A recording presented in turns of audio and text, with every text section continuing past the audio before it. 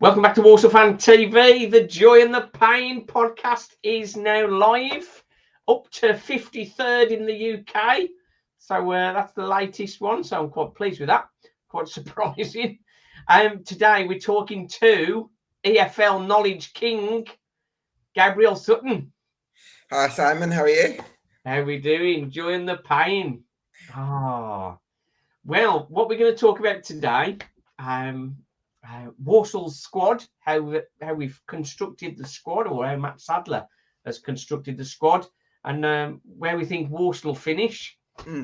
I've got some predictions for the league, and you've got some predictions for the league. So we'll talk about what I think, and then you can tell me how wrong I am. Okay, I look forward to that.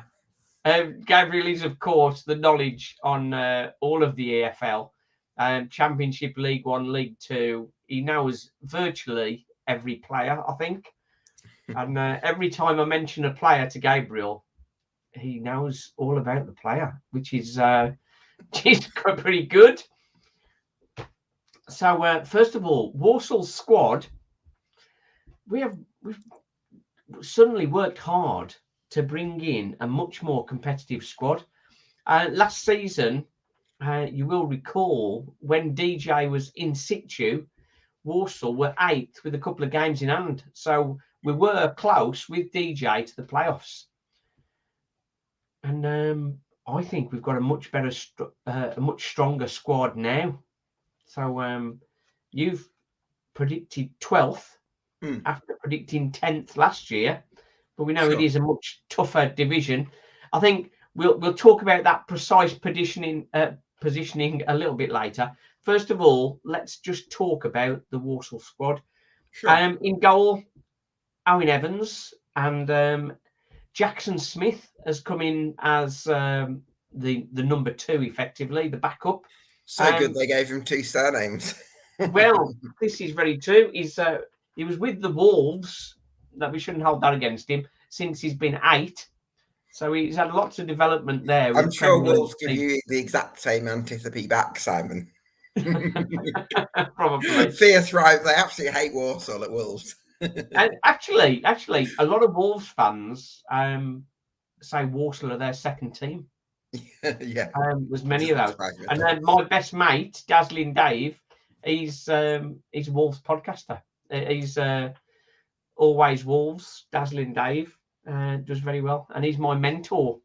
So despite our differences on club rivalries and all that, we're good buddies. So Owen Evans, last season, I think he did a good job. What's your thoughts? Good, solid 7 out of 10 goalkeeper. Hasn't always had things his own way at higher levels, but he's won promotion from League Two before. Well, won the title from League Two before. I think got into the playoffs from League Two before with Cheltenham in 1920, and then I think he got 1 or 2 moves higher, maybe, and they maybe didn't go quite as he would have hoped. But yeah, certainly a pretty good goalkeeper for this level. So I think you've got to be happy with him, haven't you? Yeah, I think the back three that we're likely to go with. There's I think it's stronger. Hayden White has moved on. Donovan Daniels is still there. Manny Month, the monster, has gone. Hussey from Stockport has come in to replace Manny Month on the left centre half position. He's getting on a bit, and he's lost a little bit of pace, but he's a very organised centre half. And on the opposite side, the Priest, as we're going to call him, because Priestley Farquharson is a bit of a mouthful. Is Farquharson going to play on the right for back three, do you reckon, then? Yes, he's going to play on the right for back three. And I think where perhaps some pace may be lacking, he will be covering a bit sort of Kyle Walker-esque, perhaps. But you're not so keen on Farquharson, are you? No, you misquoted me a little bit. I think he did. I think he did an excellent job at Newport County last season, but that was in a more attritional side where the remit was a little bit different. I think at Walsall, the way Matt Taylor likes to play, the way Ben Boycott has kind of outlined the vision for Walsall, I think it's going to be different requirements. I think he's going to have to show a lot more on the ball. If it's going to be Donovan Daniels in the middle of the back three rather than on the right, which is what I thought initially, I think I think that's good because I like him as a defender at this Yeah. level. But then Chris Hussey on the left of a back three, is he going to have the pace in those 1-on-1s? That will be a slight concern whether he could be got at. So couple of questions, but I can see why you'd feel like it's a little bit improved from last season. The Hussey thing, when he came in, it's like, is he going to be another one of these like Stephen Ward in later part of his career? Great knowledge and experience, but when his legs have gone, he really sort of dropped badly, really. I also feel more organised, I think. Yeah, the other thing I would say, Simon, is sometimes we can be guilty of overrating players that are veterans that have got a really good history in the game, because once you hit around 34, 35, you have got that potential to drop off really quickly and be amazing one season and not so good the next. Yeah. So that's a little bit of a concern that I've got now. Maybe you're right, and his experience really comes to the fore, and certainly I think he can bring a lot in terms of ball playing. But if I'm a super quick, athletic, wide forward playing Walsall, I wouldn't mind going up against Chris Hussey. So that's how I would feel about it. I think if things aren't working well in that respect, Harry Williams is a player we've brought in as cover for the centre halves, and he looked very good against Leamington and also pretty good against the Villa as well. So he's not a bad guy to slip in there. Was that Villa when they played like a really strong side? Was he playing some good players for Villa then as well? Villa was probably half or 2/3 of their first team. It was a good Villa side, and Walsall matched them. They got a Premier League type penalty to draw the game, so otherwise Walsall would have beat them. Interesting. So that was an interesting one. Geezer has jumped in on the chat. Williams is going to surprise a few. I hope he forces his way into the team. Well, I think depending on how Chris Hussey does, it could be that he'll come in there. But on that left-hand side, of course, we've got Liam Gordon as left wing back. So he is some protection for him as well, because he's quite rapid. That's a good point. Big season for Liam Gordon, isn't it? Well, Liam Gordon, at the start of last season, he had a foot injury, and it was a near career-threatening foot injury. He thought they were going to lose his foot or something at one point. And when he came back into the team, it was a bit negative and scared of going forward a little bit, really. In one of his games, he did come forward and sort of scored a screamer into the top corner. And we thought, hey, this is what we want. But then after that, he seemed to be holding back.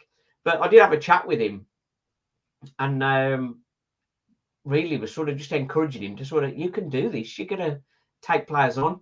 And I won't claim full benefit for that. But at the end of last season, I think Matt Sadler encouraged him to get forward and attack players more. And he did excellently well. Beat his man. I've actually got coverage on it. But I'm saying, come on, take your man on. And he actually took the man on, beat him, got his ball across, and Jamil Matt was there to sort of steer it home, sort of thing. Yeah. So he's one I'm really looking forward to. I think he's going to really sort of blossom this season. Just got a message here. I want to try and keep on top of them. I don't think Hussey has got the pace for a wing back, maybe centre back, as he's been doing so far. Well, I think that's a comment from Walsall lad. If Hussey is struggling for pace a little bit there, it could be that he goes to wing back and uses some of his artistry. But equally, if he's playing centre half and we've got set pieces, he can come up and take that set pieces. So Matt Sadler has said that we're expecting a lot of assists and that sort of stuff from him. Well, the good thing about having Hussey as a left centre half, we've spoken about some of the possible disadvantages, but I reckon you're not going to be marked as tightly. So there might be times where Walsall have a bit of play in the final third, doesn't quite come to anything, but then they lay it back to Hussey. He's then going to be in space because no one's going to think to mark the outside. left centre back, so he might actually have the space to be able to ping in a delivery. And I think if you remember watching Luke Leahy a few seasons ago when he was the one, whenever you gave him a bit of space, he'd always be able to put a ball on a sixpence. Maybe it could be a similar thing with Hussey. So yeah, I think he's got good quality there. Talking to my Stockport contact, they were quite disappointed that Hussey left. They did comment that he had lost a bit of pace, but they still thought he was a very, very smart guy to have in the team. And he gave praise to Hussey as being the guy that had sorted out the Stockport defence and got the organisation for that. So that's interesting. Okay. That's good praise for a player. Normally, you don't praise a player when he leaves, do you? So that's. But Craig, the Stockport fan, he's a very honest guy and says he knows the game pretty well too. So that's good. Walsall lads dropping in here. Tranmere were disappointed when Peter Clark left. Well, that is what you were saying just about how a player can drop off very quickly. I think Peter Clark is that man, really. On the right side, the right wing back, I thought we'd be carrying on with Joe Riley, but in pre-season it looks like Tom Knowles is getting that one. Interesting. And Joe Fowkes did well with Kidderminster for a couple of seasons. He's chomping at the bit as well. He's looked good when he's come on in pre-season. Do you know what, Simon? I watched a couple of Walsall games that the best got last season, and I saw Knowles. Knowles played in both. First one he played, I think it was against Rochdale, and he played as a second striker. The second one was against Mansfield, and he played right wing back because it was the game after Liam Bennett had been recalled. And I actually felt he had the better game against Mansfield when he had played as a right wing back because he's such an effervescent runner. I feel like it's like he can run, and he can cover a lot of ground without looking like he's necessarily really breaking sweat and sort of charging in like an obvious way. It's a very curious way of running, I guess, but no, he looks like quite an exciting player and would be a very attacking option as a right wing back. Yeah, I agree with you there. I think as a part of a front two, I don't think that's his best position. Maybe as a front three, perhaps, but as wing back, particularly if Walsall he can influence the game more. I feel like, Simon. Yeah, he gets more of the ball, and Walsall have been using from the goal kicks the high ball to the right, and he's been going on to the end of that. And did he win headers then as well? Yeah, I was amazed really. I thought when I first saw the knocking the ball over to him, I thought, why are you knocking it to Knowles? Before that was a ball for Connor Wilkinson, but he's been winning them. He's a very competitive, very fit lad. And as you say, he likes to run with the ball at his feet. And on wing back, you're getting plenty of opportunity to do that, and you've got space to run into. Yeah. So that's a strong one. Moving into the middle, if Riley is not going to play right wing back, which I thought he did well, is he going to play in the middle? And who's going to play in those two roles in the middle? You've got a lot of options there from memory, Simon, haven't you? We have. We've got Joe Riley. That's his preferred position, centre midfield. Okay. Brandon Comley did well and performed a similar job to Liam Kinsella with a bit more. I've never been a huge Brandon Comley fan, but the reports from Walsall fans seem to be that he did pretty well last season and had a good season. I criticised him early season, and I've been teased about how he's come good. I don't think he's a world beater by any means, but I think he's a good, solid League Two player. We've also got Jack Earing. He's not going to be available for a couple of months at least, I don't think. I like him though. I think he's a good technician as well, a very creative player. He's a good box-to-box midfielder. He's got lots of ability. Ryan Stirk, I think that's a player that you know a little bit more. Yeah. And then there's O'Sheen McKenty. Yeah. Well, do you know what? That's really interesting because O'Sheen McKenty seems like he's going to be converted from a centre half into a number 8, which is kind of surprising to me from the outside because it's not like you're short of options in midfield. So clearly, Matt Sadler's watched O'Sheen McKenty play as a number 8 in training and really likes something. Well, last time we talked, if you recall, I said I think McKenty's going to stay in midfield, and you were like, no, he's not going to do that. But I think, in fairness, I've probably seen more of him in those couple of games he played, and he looks very comfortable in midfield. I think in the past, Walsall have lacked that physicality in the middle of the park, and McKenty does that. He's a very competitive player. He's comfortable on the ball. He's a real strength there. And I was surprised against Leamington. He was playing in advance of Ryan Stirk. Now, I thought Ryan Stirk would be playing further forward. But No, I think he's quite a deep lying controller type, actually. Yeah. But Ryan, so he's more of a Kinsella replacement than McKenty. Possibly, yeah, possibly.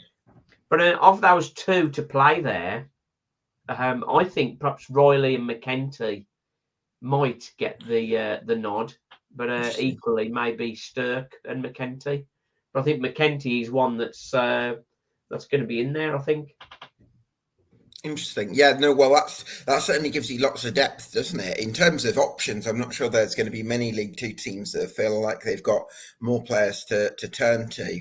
I mean, I really like Jack Earing. I think he can put a lovely ball into the box. He impressed me in the 21-22 season, his first season. So hopefully he can come back into the equation. But it feels like he's going to have to earn his place again if because the volume of the competition, really, because you've got Brandon Comley and Ryan Stirk, I guess, competing for that deeper role. Yeah. McKenty is possibly the number 8. You've got Riley in there, who I think will bring a lot of energy. I think with Joe Riley, he's one of these system players that you can bring in, and he's very versatile, very flexible. Yeah. But you need to put him into a team that's already got a lot of quality in it. I don't think he's necessarily going to be your game changer or the one that you look to really transform things, but he can go in and sort of make a system work, I guess. Yeah. Okay. We've also got the cam roll. So if we're continuing with the 3-5-2 or the 3-4-1-2, in that cam roll, Isaac Hutchinson, the Hutch, of course, yeah, he sort of made that role his own sort of thing, but he's got some competition. Ronan Mayer, still only 18, but he's shown some promise.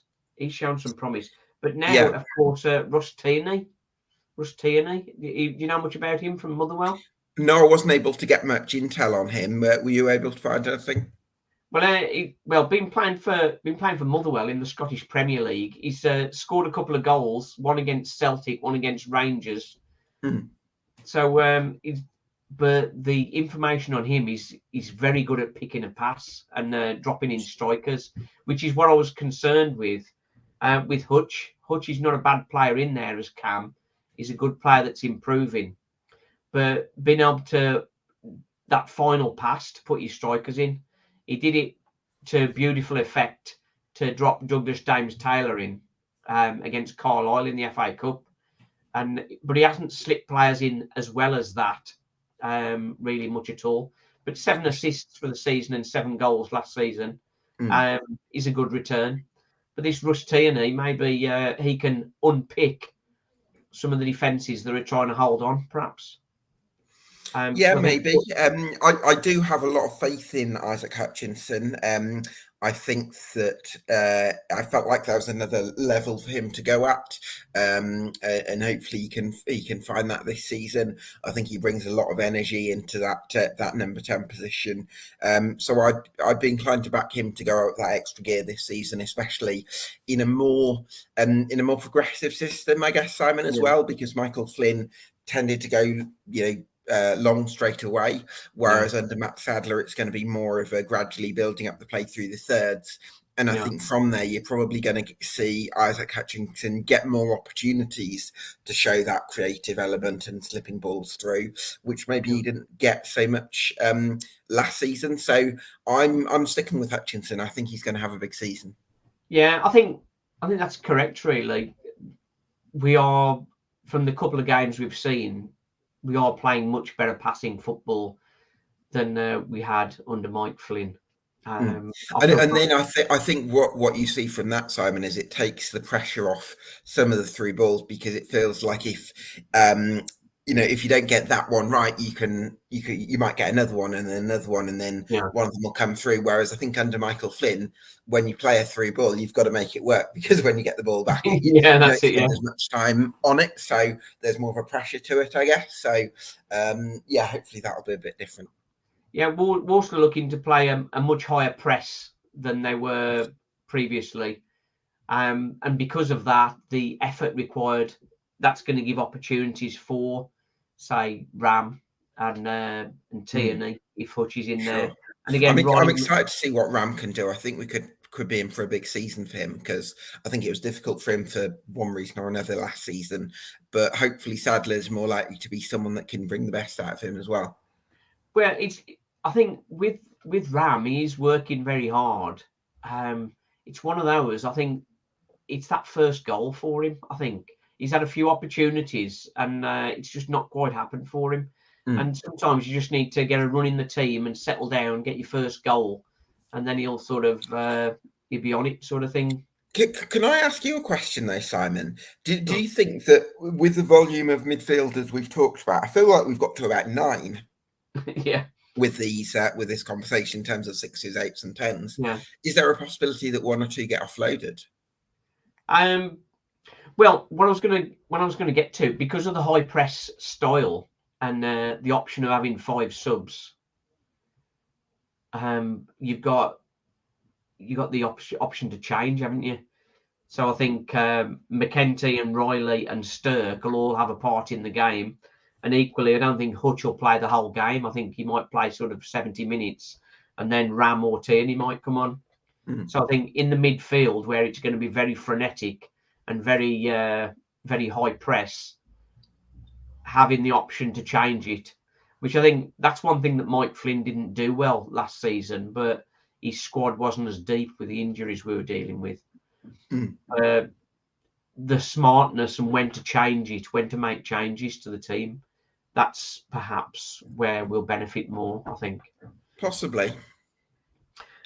Just looking at I'm going to cover off some of the comments just before we look at strikers. Chris Welch is a Carlisle fan, and he's glad he doesn't have to predict where Carlisle will finish in League 2 this season. That's an interest. Just as an aside, where have you got Carlisle to finish in League 1? 20th. I'm just staying up. 20th. Oh, okay. Because they Christian Dennis moving on to Tranmere, their main goal getter, or one of their main goal getters, has disappeared. So going to be interesting season for Walsall. It's either same old mid-table or they'll actually progress. That's what Chris is saying. Walsall lad is on the defensive. I don't think we'll get relegated. So right then. So we move on to the strikers. First choice front 2. Danny Johnson is obviously the first name on the team sheet, but who's going to pair with him up front? Is it going to be Jamil Matt, who hasn't been over impressive so far for Walsall, or Freddie Draper, the young hotshot? Well, I think with the style of football that you want to play, Simon, and possibly the pressing game that you've spoken about, is there a possibility that you'd want to go for the fresh exuberance of Freddie Draper over another veteran target man like Jamil Matt? I'd be inclined to think if Jamil Matt stays, maybe bring him off the bench for the last 20 minutes or so if you need a bit of a plan B. But you've my got sentiment's exactly there.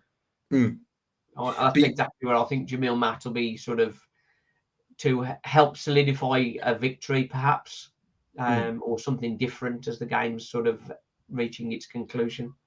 But you've got Douglas James Taylor back as well, haven't you? Douglas James Taylor, yeah, I'm really glad he's come back. He's one of those players that missed a lot of opportunities last season, but as we've seen previously, getting into the position for a young player, the knowledge and the nous to get in the right position is the first thing, and then being able to finish. So if he can start finishing all of those chances, he's scored 3 in pre-season already. He could be the guy last 20 minutes when DJ's tiring a little bit. So he'll be one of those changes. I think I would expect regular changes for Walsall with about 20 minutes left, where DJ perhaps will come off and Douglas James Taylor will come on. Maybe 2 or 3 of the midfielders might change, and maybe 2 of the strikers might change as well. But, whether that can work without upsetting things, it depends. Depends how it's done, I suppose. Sure. And then we've also got Aramidi Auti, who I think prefers to play on the left side of a front three, but he really started to get things together. Because I think I wasn't impressed with him when he was at Walsall 4 years ago, but for Crawley, he really started to get things together and looks a dangerous addition. So we may even go for a 3 at the front, perhaps.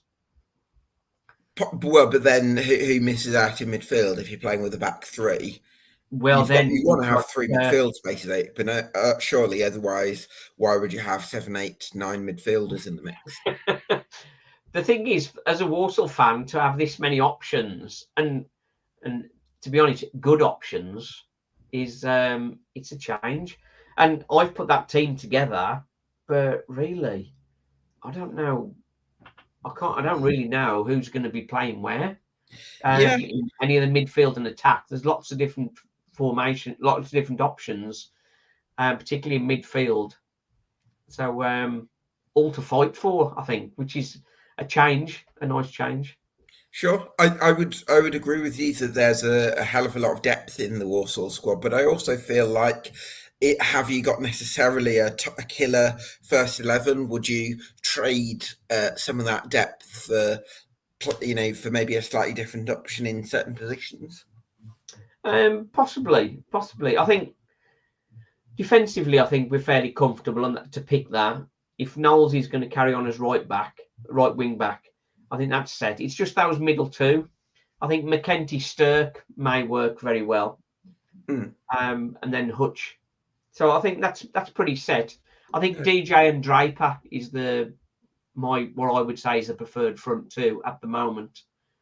How's Draper looked in pre-season? I've only seen a little bit of him. He only played in the one game. I think he's likely to be playing against Solihull Moors on Saturday, and I'm there. Okay. So after I've seen him there, Lee saw him in one of the games I missed and told me how fast his feet were. Oh, right. Fast feet is always exciting. But Aramidi Auti again, he's got to be chomping at the bit to get in the team. The other striker we haven't mentioned is Marv. He's 18-year-old development player, marvellous Aunabera Canlan. Okay. I think he's one that'll probably be out on loan somewhere. Oh, he's got it. Yeah, there's 5 strikers there, Simon. I don't think he's going to get a sniff there. National League North, do you reckon he's at that sort of stage? Well, he played for Worcester City last season. So are they National League step 2 or level 9? They're at level 9. Okay, level 9. So he's playing the same level as Shay Willock. So it might be the step 3 non-league next season for him then. Yeah, so like the North or the South rather than the actual Premier. It depends where he can get there. He might even end up at Drogheda, which Drogheda United is an Irish club that the Travella group are looking to buy. So it's a bit of a connection. So maybe he'll end up going to Drogheda, perhaps. But they're in the top tier of Ireland, aren't they? I mean, that's a bit of a step up from sort of step 5 of non-league football, I guess. I suppose, maybe that's a step too far for him. We'll see. But we've definitely got more options. Just checking on the messages for a second. I believe we should get rid of Jamil Matt anyway. He's not good enough, says Fizzleface. I think that's a little bit unfair, I think. But I can think understand why he's it's more a making that. question, Simon, if you don't mind me jumping in on in terms of style, because I think Jamil Matt is good enough for a certain style if you want to play a very crossing heavy approach or go direct, but it doesn't sound like that's what Walsall want to do. And if you want to go with the sort of young and hungry forward types, you've already brought in Ote. Maybe there's a place that plays a bit more of a direct style of football that Jamil Matt's actually going to suit a bit better. So it could be that it ends up being best for all parties if you get a few quid for Jamil Matt and he goes somewhere where he can be built around more. Yeah, Geezer's sort of saying similar thing there. I think we need to try and offload Matt. We all thought he'd hold up play a bit like Matt Smith does, but it just hasn't worked. Free up a high earner and pick up an under better player. I'd keep him until his contract ends, says Walsall lad. I think up to January we'll see how he does when he's coming off the bench. Because it could be that if a team's defending well against us, we need to change it and get the crosses in, perhaps. Sure. And the other thing is he's the other striker that you could say is League Two proven. Whereas if you go through the other options that you've got, Freddie Draper, Douglas Taylor, Aramide Ote, you wouldn't say any of them are necessarily League Two proven, whereas Jamil Matt does have that history behind him. So that will be the sort of trade-off, I guess. That's it. I think if we're struggling to break teams down, then perhaps Jamil Matt may come good there. And the likes of Hussey getting crosses in and that sort of stuff. He would love that. And of course, Liam Gordon that we mentioned, if he's getting more crosses in, maybe that'll do the job as well. Sure. Interesting. Right then. So one of the questions is where does Gabriel think we've finished? He's obviously not read your stuff. I had a good read of it yesterday. And it does scare me a bit, really. You're very complimentary about quite a few teams. So it's a really it's the strongest League Two I've seen for ages. There's teams that I would have happily put in the playoffs that I end up putting 16th. I mean, it shows just how competitive it's going to be this season. I've never really seen anything like it. I just wish Walsall had had this squad at the start of last season, and that's the one. Matt doesn't win enough headers. Is a comment. And Channel 72, Gabriel Sutton, you lovely man. Thank you for putting the Imps in the playoffs. I'll chuck you that $5 later. That's Jake Tom. Right then, so we now move on to what I've got on here. Let's have a look at. We've got some very good teams in League Two. Let me just. I want to talk about some of the big additions. Jamie Proctor replacing Josh Gordon. What's your thoughts on that? I think Barrow are actually going to have a bit more of a physical presence up top this season because there's Jamie Proctor coming in, but they've also signed Emile Aqua from the National League. So Josh Gordon scored a lot of goals and was very good getting in behind for them last season, but he didn't win too many headers for them, whereas I think they're going to have more of a physical presence up top, Barrow, this season. So that's why, if you want to read my 1-24s, I've gone very big on Barrow for reasons that I've outlined there. Yeah, I think that's where we're going to be different on our opinions. I think Barrow are probably weaker for next season, but I'd say we'll get on to that in a second. Clydie Lolos, do you know anything about him? He scored 16 goals for Oxford City, not Oxford United. How was it? Thank you. Let's move on from that. I think Crawley are going to struggle. Doncaster, Joe Ironside from Cambridge. That's a good addition, isn't he? Yeah, absolutely. He's going to give them an experienced experience option up top. Definitely a bit of an industrious centre forward, something they missed last season. So I think Doncaster will improve a lot. They finished 18th last season. I think they'll push on, certainly. Yeah, not to County. We're not going to talk about them. They're going to win the league. Sutton, Harry Smith. I think he's a good addition there, don't you think, for Sutton? Yeah, I don't think he's going to be as technical as Omar Bajil, but I do think that he's going to be an absolute monster in the air. And by the way, Sutton have signed a 6'5" target man in Harry Smith, and they've also signed a 6'6" centre back in Omar Sawunmi. So from Ryan Jackson's long throws, they've just signed him from Cheltenham Town. I think they're going to have a lot of aerial presence in the box, so that could be one to watch out for. Okay, good one. Tranmere, Christian Dennis obviously did well for Carlisle last season. Connor Jennings and Luke Norris, they're getting on a bit, but experienced strikers. Yeah, I think if they can get the right deliveries and service into them, I think they're both capable of scoring goals. Luke Norris is obviously a very aggressive centre forward, and Dennis as well is a very nippy striker. He's very intelligent and can sort of peel off into the back post. So two to watch there. And obviously we mentioned already Danny Johnson and Freddie Draper. So that's interesting additions for Walsall. Freddie Draper from Lincoln, he was on loan last year. The name of the club escapes me, in the National League, Bromley, I think it was, or something like that. And 1821 did very well. I probably got that completely wrong, so no doubt in the comments I'll get my corrections.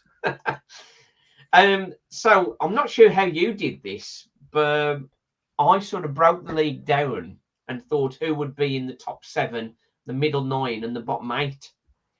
So for the top 3, I've got Stockport, Notts County, Wrexham, and then really sort of the next 4: Gillingham, Walsall, MK Dons, Bradford, plus Doncaster, Tranmere, Mansfield, and Salford. I think any of those 8 really could make playoffs.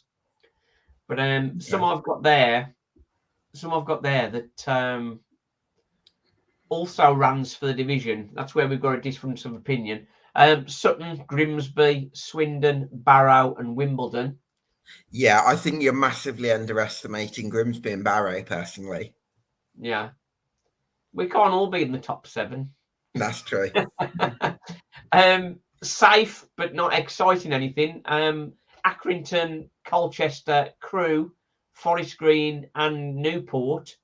I think the big disagreement here, I think you've got Colchester quite high, haven't you? Yeah, I've got them 10th. I really like, Ben Garner, who's their head coach. And I think for me, the reason I would have Colchester ahead of Walsall is because Ben Garner's comes with higher coaching pedigree, because he's worked at Premier League clubs. He's done a good job before at Swindon Town. He's got great contacts in the loan market, whereas Matt Sadler, kind of Walsall Academy manager, doesn't quite have the same sort of ring to it. So that's why I'm putting a bit more faith in Ben Garner. I think they're going to progress a few places.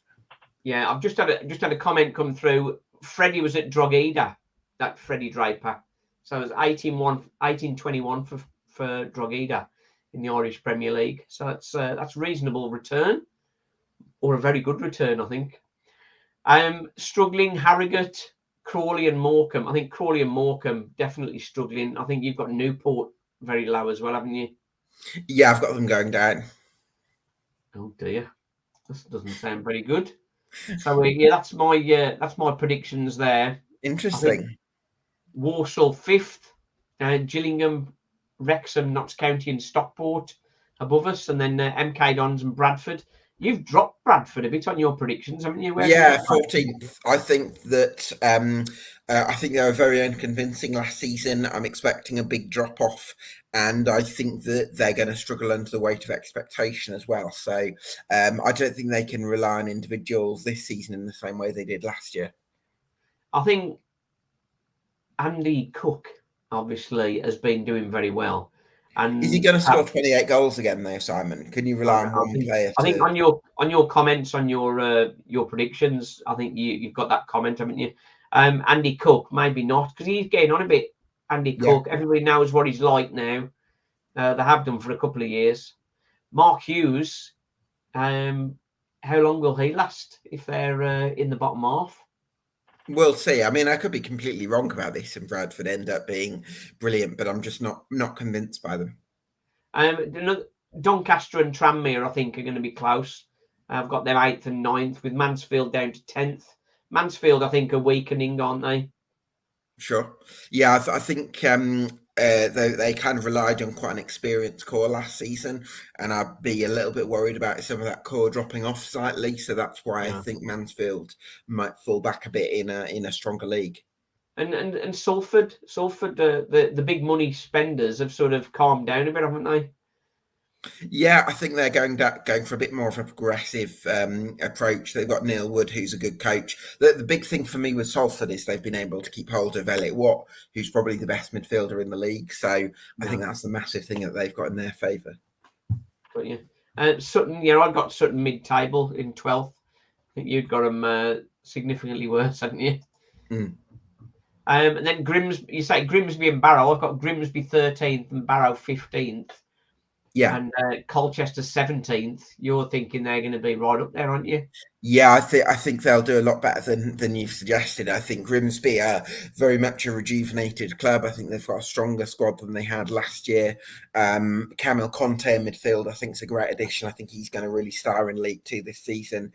They've added more mobility up top. Danny Rose, I think, is an amazing signing. Yeah. Very much fancy Grimsby to go well. And Barrow, it's really putting a lot of faith in Pete Wild. I think he's the best manager in the league.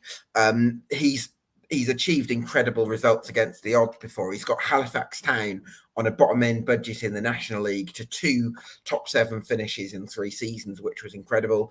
Under him last season, Barrow rose 12, 13 places.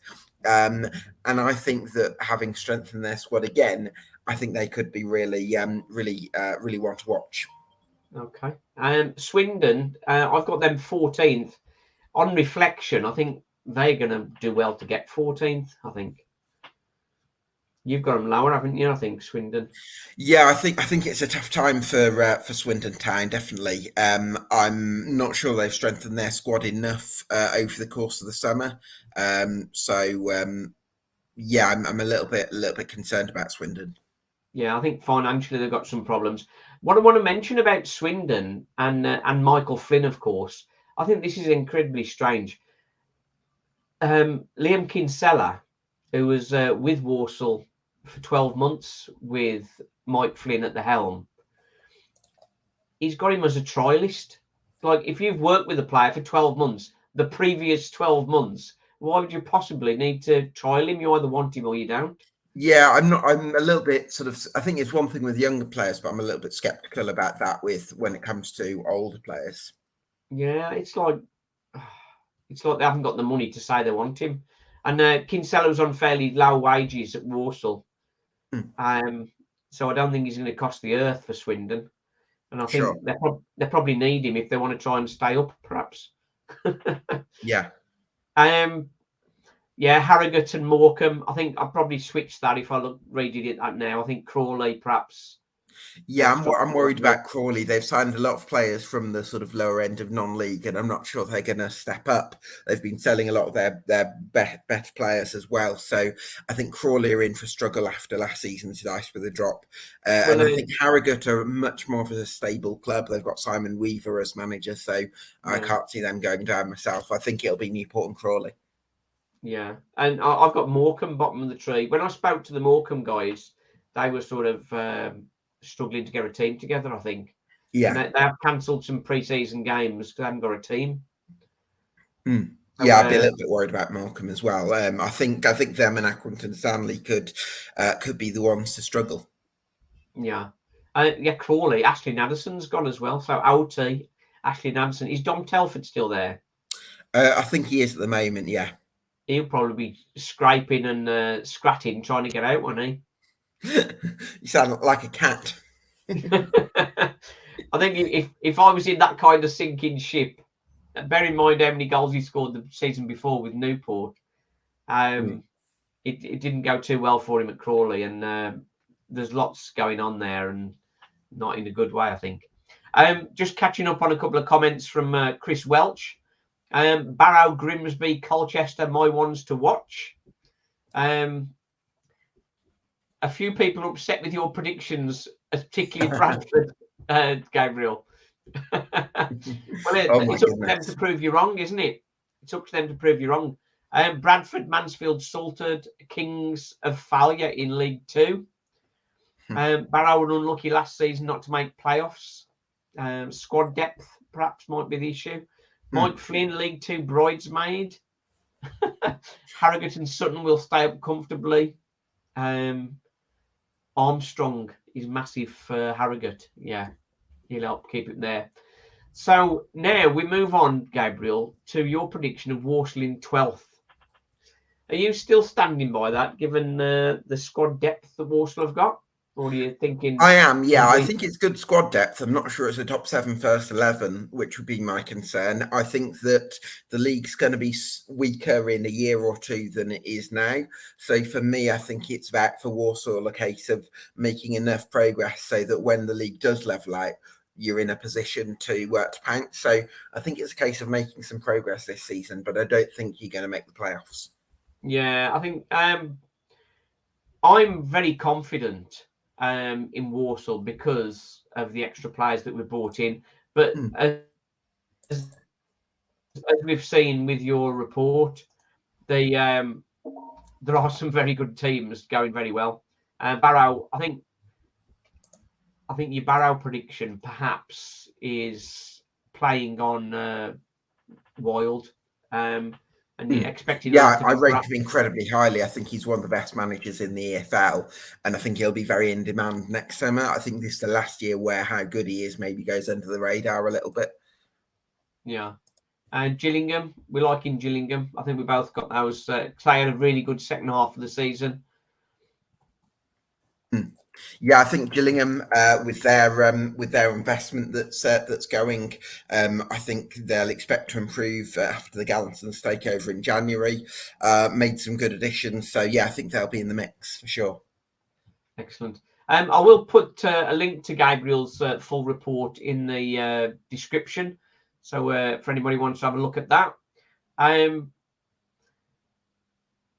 Bradford. Let's just revise this Bradford thing that we mentioned. Yeah, I've got a few comments. This will be winding up all the Bradford fans, won't it? 20 years. Oh, yeah. That's a long time, isn't it? League Two giants. Mark Hughes, he must be under pressure.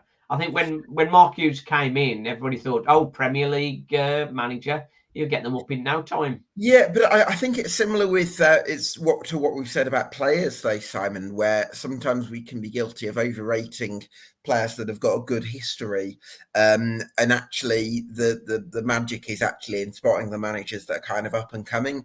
And I'm not sure Mark Hughes is necessarily at the peak of his powers, so I'm a little bit worried about Bradford maybe dropping off a bit, and I think there's going to be a team like Barrow that can really shoot through. Yeah.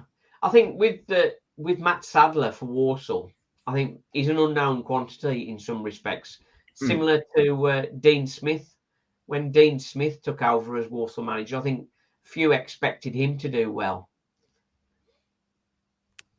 Yeah, no, that's certainly true. I think you do get the odd exception, but I think that you're kind of making these predictions based on what you know at the time. And yeah. I think it would be difficult for me to go massively over the top on Matt Sadler when I don't necessarily know how good a coach he is.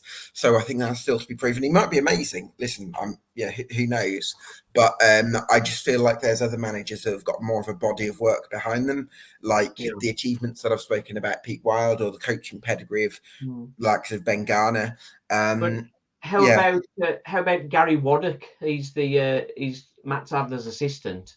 That's true. He's got a vast amount of experience. He should be invaluable to him. That's a great point, because I think when Gary Waddock was at Cambridge, he was really crucial to Mark Bonner achieving what he did with them, because he had that sort of experience head next to him. So I think you're right to make that point for sure.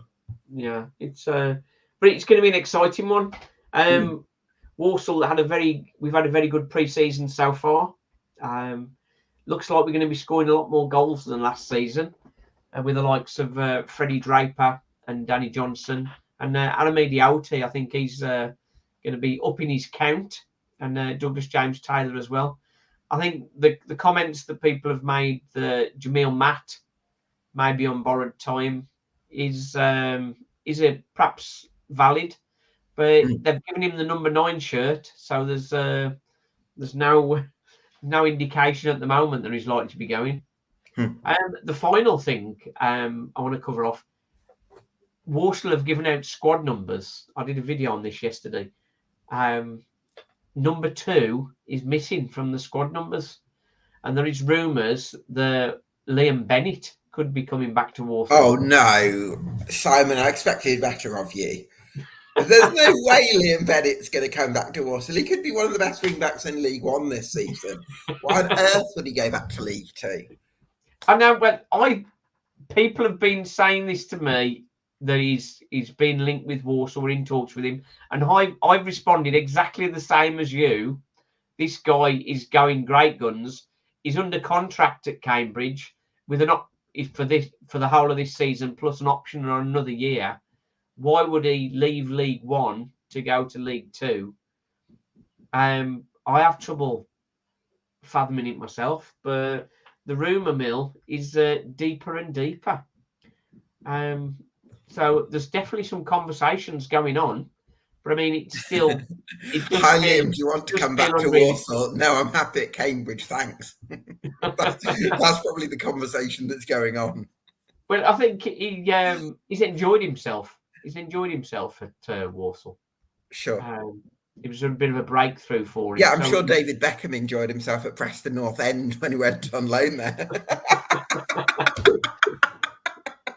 So from your point of view, that is not happening. You can't see that happening. I'm not to recommend it really. I think Walsall are probably done with their deals, but you never know. You never know. But it's going to be exciting. It's going to be the passion and the joy and the pain, but more joy for Walsall next season. I think compared to last season and the previous season, there's definitely more joy. I think. Let's hope so. That's been good, Gabriel. So when Liam Bennett signs, we'll get you back.